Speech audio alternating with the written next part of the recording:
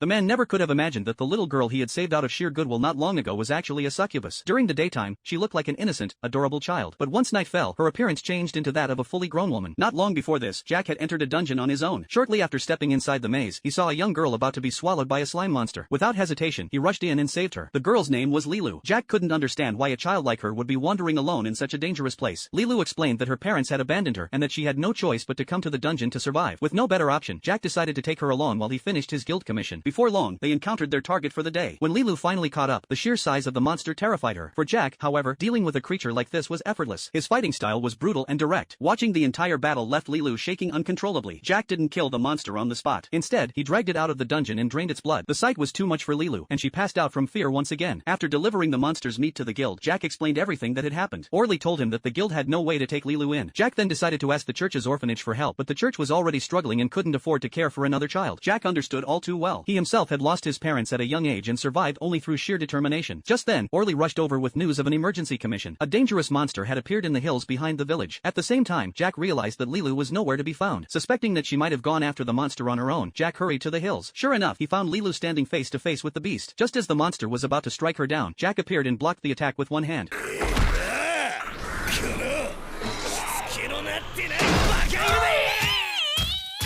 Afterward, Jack scolded Lilu for acting so recklessly. Through tears, Lilu explained that she had only taken the risk because she was desperately hungry. Her crying struck a nerve in Jack, perhaps because he saw his own past in her. In the end, Jack decided to let Lilu stay by his side as his companion. That night, the two slept in the same place. The next morning, he was shaken awake, only to find that Lilu had completely changed in appearance. He was left speechless. Moments later, she returned to normal. Jack began to suspect that Lilu belonged to an ancient race. To help her grow stronger, Jack accepted a new task that required slime materials. He made it clear that he wouldn't step in to help. Full of determination, Lilu charged forward only to be swallowed again almost immediately. Jack was deeply disappointed and warned her not to act without thinking. Before he could finish speaking, Lilu rushed in again.